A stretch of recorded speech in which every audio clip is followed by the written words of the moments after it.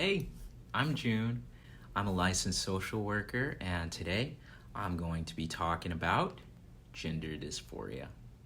What is gender dysphoria? The American Psychiatric Association defines gender dysphoria as psychological distress resulting from an incongruence between one's assigned sex at birth and one's gender identity.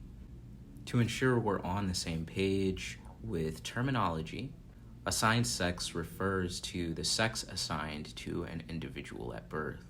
Gender identity refers to one's own sense or understanding of their identity. And what triggers dysphoria in one individual may not necessarily trigger it in another. With that, some triggers might include hearing the sound of one's own voice, seeing stereotypical depictions or expressions of gender that one may not resemble, being misgendered, going to the bathroom, taking a shower, being physically intimate, menstruating.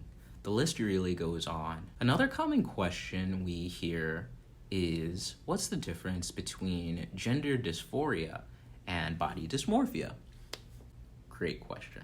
While gender dysphoria emphasizes the distress based on gender experience, body dysmorphia refers to a more specific disorder characterized by a preoccupation with perceived flaws in one's physical appearance. Try to think of dysphoria as a close relative of dysmorphia. Both are focused on the body, but dysphoria really emphasizes the distress experienced by the body, while dysmorphia focuses on the social experience between one's own body and the experience that others have of that person's body. Some of the most significant impacts of gender dysphoria often include anxiety and depression. People experiencing dysphoria are in distress to varying degrees, but distress nonetheless.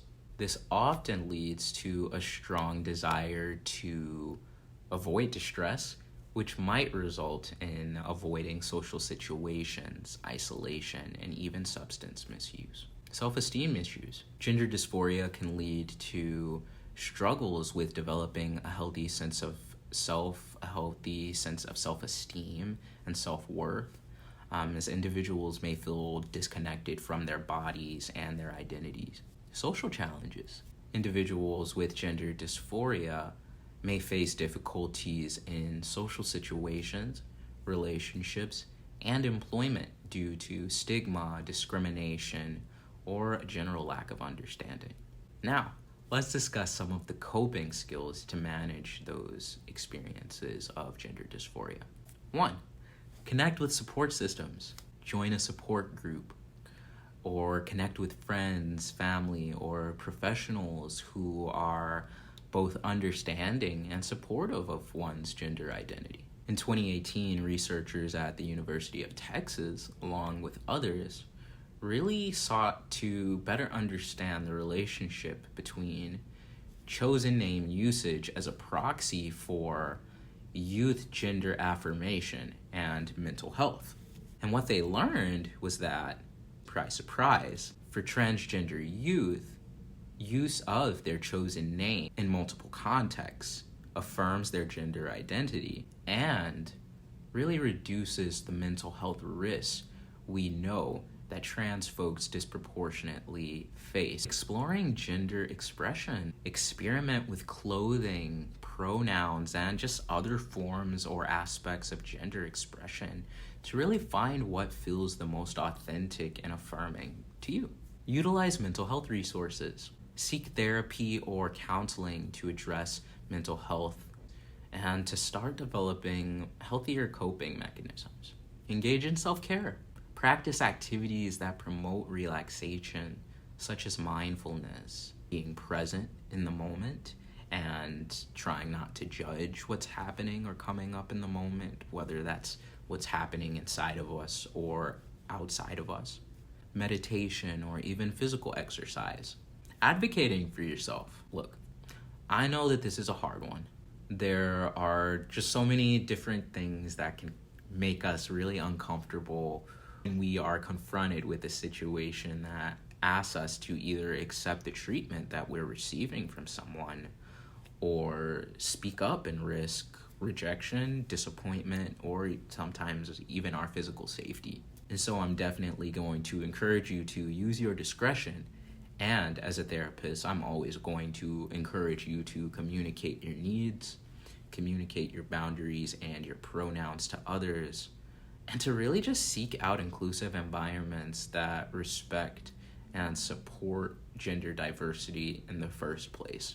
With this being said, one of the greatest tools is definitely going to be self-compassion.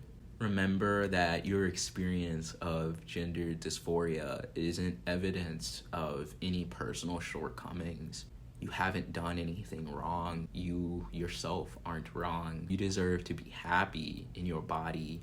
And sometimes part of that process or journey is accepting when we are unhappy with some parts of us. Either way, you're valid. At this point, I also want to remind viewers that not all gender diverse folks experience gender dysphoria. That's also totally valid. Remember, everyone's experience with gender dysphoria is unique, and there is no one-size-fits-all solution. It's absolutely essential for you to find an individualized coping strategy and really seek support from a licensed mental health professional when it's needed. Thanks for taking the time to learn more about gender dysphoria. My hope is that by committing to understanding some of the challenges and experiences, we can help create a more compassionate, more inclusive, and healthy society.